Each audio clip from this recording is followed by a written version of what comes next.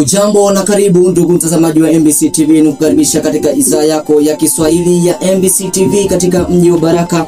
Mimi ni wako Wilson Mwanga ama niite Aba Swizo, nikukaribisha katika habari yetu ya jioni ya leo. Ndugu mtazamaji wa MBC TV, tukizungumzia siasa na haki katika nchi ya Jamhuri ya Kidemokrasia ya Kongo, ambako mahakama ya kijeshi mjini Kinshasa imehukumu Joseph Kabila kifo kwa kosa la uhaini, uhalifu wa kivita na ushirikiano na kundi la M23. Pia amehukumiwa kulipa fidia kubwa kwa serikali na raia wa Nord Kivu na Sud Kivu, kiasi cha ajabu ya kesi za siasa na wale wanaopinga uamuzi unao kwenda katika kesi hiyo yake Joseph Kabila.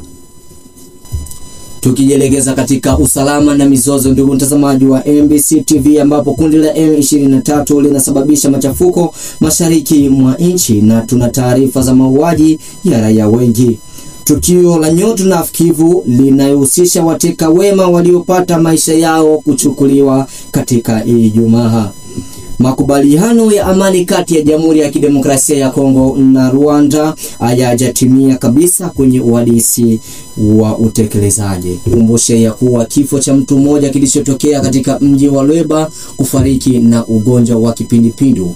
Kwa hiyo idhaa ya afya imetangazia wote wananchi kuweza kujikinga na ugonjwa huu wa kipindupindu, kuepuka uchafu na kuweza kufanya usafi mahali wanapokaa na kujikinga na mambo yoyote yale ambayo yanaweza kusababisha kipindupindu kuwazuru. Basi ndugu mtazamaji wa MBC TV, niseme asante kwa sababu ulikuwa pamoja na sisi tangia tulivyoanza hadi sasa hivi tumefikia mwisho wa kipindi chetu. Mimi ni wako Wilson Mwanga ama niite Aba Swizo, nikukaribishe katika vipindi vingine vyetu. Karibu na chao.